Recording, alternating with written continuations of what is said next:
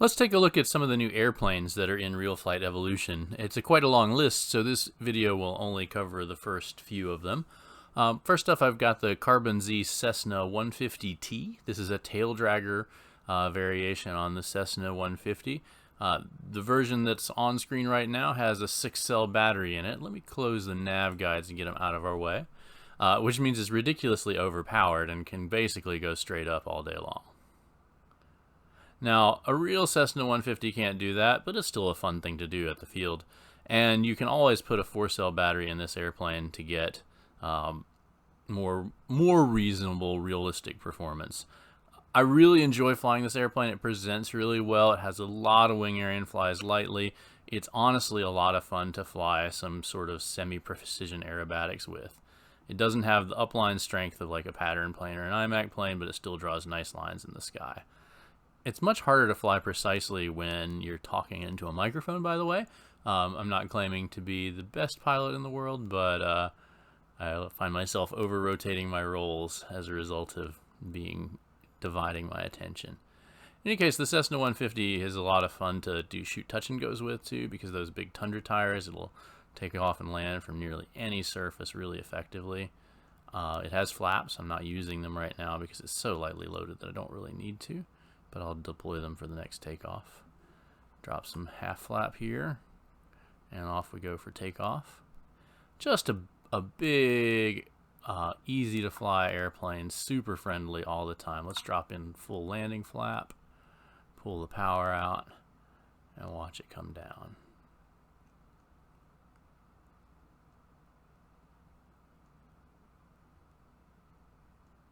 Really enjoy those big wheels. They definitely help out in the real world.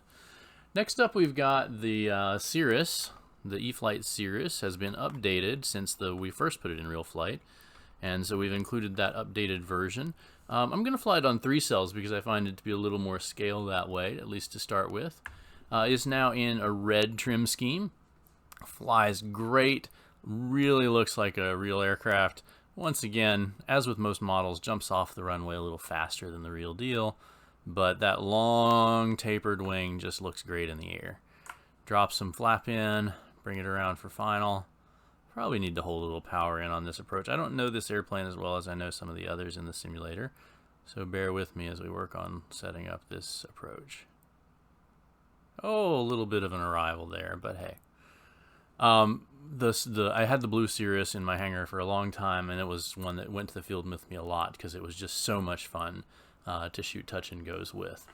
We can load it up in 4 cells as well, and you can see what a rocket it gets to be. Now let's pull it back out to takeoff flap and take off, and zoom, away we go. And just like the real Cirrus, which is a slick, quick airplane, this one does very nicely when it's got a lot of power on it.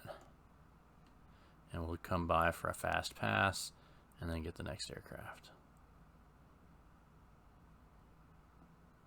Whoa, we got a little bit of weird there, sorry. Zoom. Next up, we've got the Conscendo Evolution, which is one of my favorites to keep around these days.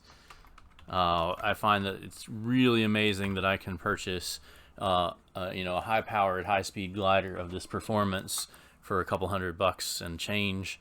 Back 20 years ago, I flew molded hotliners a lot, and they were a little bit faster than this, but not much. So I've got my power out now, diving for speed, screaming by.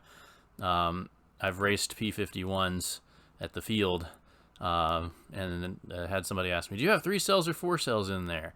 And my answer was, well, there's 4, but none of them are doing anything right now because I was already a sailplane as I passed him at full throttle. The P-51 was at full throttle. This is just a super fun airplane to fly. The simulator feels to me so much like the real deal, and the sounds are different. I've got the sound muted right now so you can hear me talk, but listening to the airplane whistle by, both in the simulator and in the real world, is a real thrill when you hear something go by fast with no power in it. And it'll hold a lot of energy and does those nice round loops with just elevator even in the real world. Just a great flying airplane. We'll do one more as part of this video, and that is the E-flite 80mm F-16. So this is the original version in Wild Weasel colors and with all the ordnance and tanks on board, or stores for you aviation nerds. It's a fun airplane to fly around because it does really cool things in high alpha, just really stable jet. Very sporty. It looks aggressive, but it's a friendly aircraft to fly. We'll get off the ground and bring up those wheels. And let's raise the nose up and come by with just in that high alpha presentation that it does so well. And this is, you know, mostly just flying around like you would a regular airplane, except that it's doing it at, I don't know, 15, 20 miles an hour. Let's pull up the nav guides and find out after we get to a safe position. I know how slow this thing really can go. So we'll pull our power out, dive in, lift the nose, and put most of the power back in. Okay, we're puttering around at 24 miles an hour, and just easy as you please. And the real one does this as well. With all the ordnance on, it flies a little heavy, a little draggy, and that's kind of fun. It gives it that this is a real military aircraft doing some real work feel. We'll drop the gear. I'm going to stop talking as I see how well I can do with landing this guy.